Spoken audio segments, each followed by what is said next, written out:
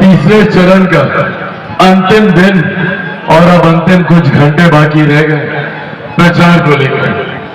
इससे पहले देश भर में 2 चरण का मतदान हो चुका है और इन 2 चरण के मतदान में जो जानकारी सामने आई है वो जानकारी आप लोगों के साथ आज यहां साझा करने आया हूं।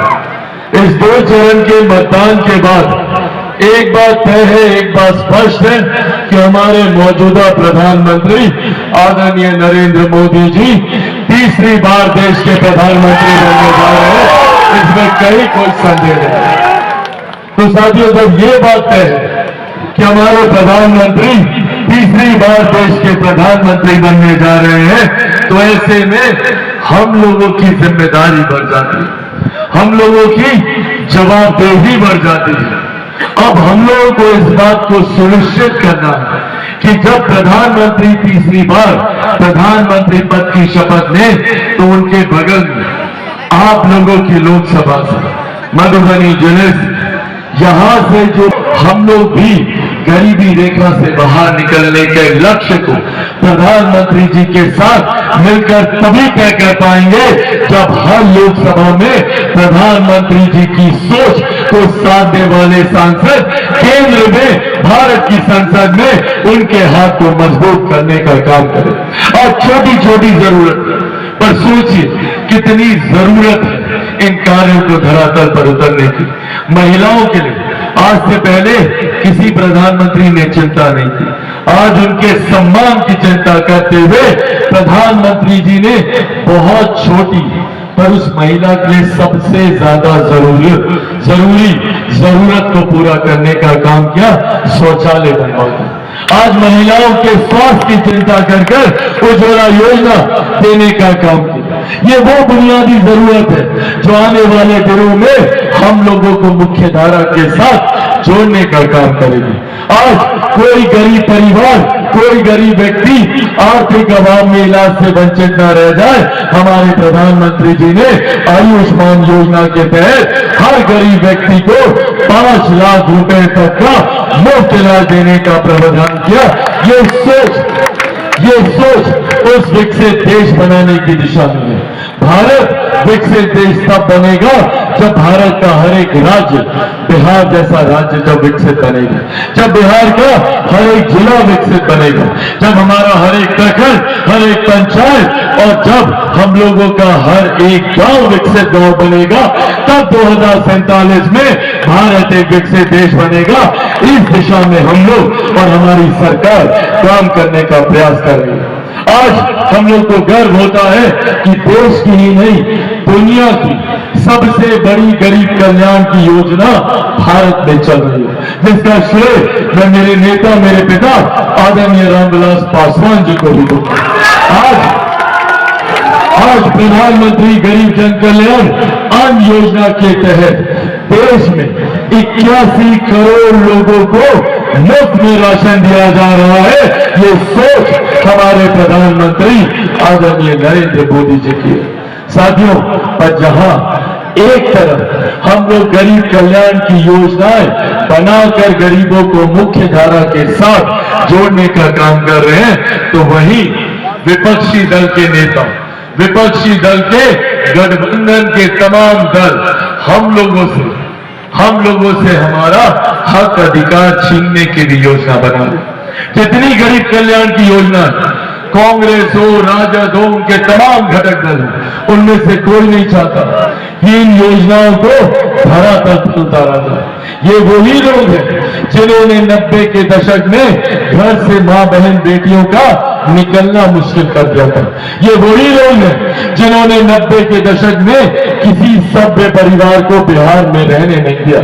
सबसे ज्यादा पलायन उस वक्त हुआ, लोग अपने माँ बाप, बहन, बेटी, भाई को छोड़कर दूसरे राज्यों में जाने के लिए मजबूर हुए और आज 2-2, 3-3 पीढ़ी उनकी दूसरे राज्यों में रह रही है और जब वो अपने राज्य में वापस आते हैं तो उन्हें प्रवासी कहा जाता है। ये वो दौर था जब लाठी में तेल पिलाकर हम लोगों के ऊपर अत्याचार करने का काम ये राजद, कांग्रेस के लोग किया करते थे। और आज ये वही लोग हैं जो हम लोग के बीच आ रहे हैं और अपने प्रत्याशियों के लिए मत मांगने के काम कर रहे हैं, जिन लोगों ने नौकरी के बदले हम लोगों की जमीन जायदाद हड़पने का काम किया। और आज पूर्व एक सुनियोजित सम्मान जो नहीं मिलता था उसको देने का काम किया।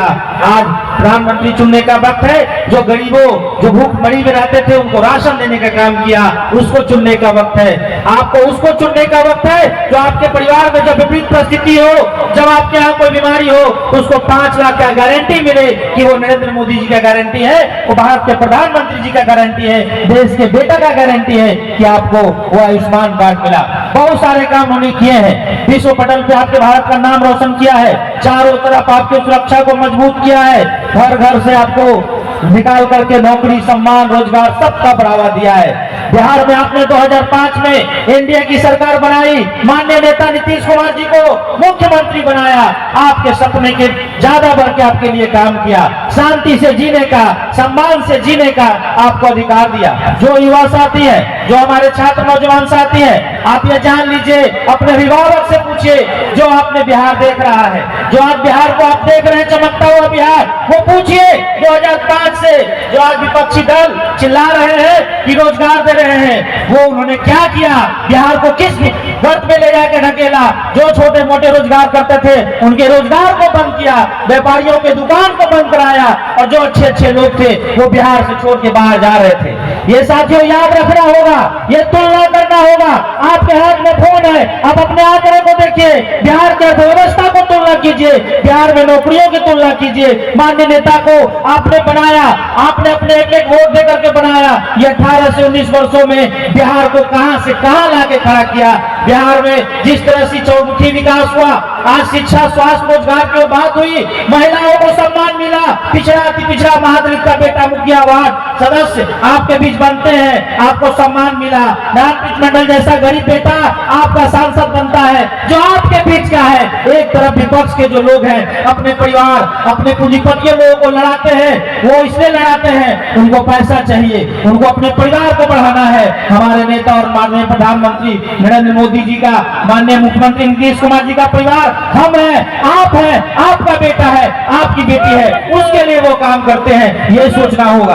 नौजवान साथियों, अगर आपको भविष्य को बचाना है, आपके बेहतर भविष्य जो बिहार गति की ओर जा रहा है, देश जिस तरह से आगे तरक्की कर रहा है, उसमें अपने आप को झोंकना है, तो धन्यवाद के तौर पे मुख्यमंत्री जी को नाम पर, माननीय प्रधानमंत्री जी के नाम पर, माननीय चिराग पासवान जी के नाम पर, उपेंद्र कुशवाहा जी के नाम पर, माननीय जीतनराम मांझी जी के नाम पर, हमारे एनडीए के प्रत्याशी, आपके लोकप्रिय सांसद, गरीब के बेटा को चुनिए, तीर छाप का बटन दबाइए। 7 मई को 2 नंबर पे आप तीर का बटन दबाइए, अपने भविष्य को बचाइए। और जो शांति वातावरण के साथ आप घर घर रात के 2 बजे हो, 3 बजे हो, आप इत्मीनान से निकलते हैं, आप चौमुखी विकास कर रहे हैं, आपके यहाँ शिक्षा रोजगार की जो लहर चल रही है, जो आपका बिहार उन्नति कर रहा है, आपका देश उन्नति कर रहा है, आप अपने आप को बचाइए, अपने मजबूत करिए हाथों को, और फिर से पुनः एनडीए की सरकार 400 पार और बिहार में 40 के 40 का जो लक्ष्य माननीय नेता नीतीश कुमार जी, माननीय हमारे भाजपा के जो लोग हैं, लोजपा के जो लोग हैं, हमारे उपेंद्र कुशवाहा के जो लोग हैं, सबने जो मिलकर लक्ष्य बनाया है, सबको मिलकर जुल करके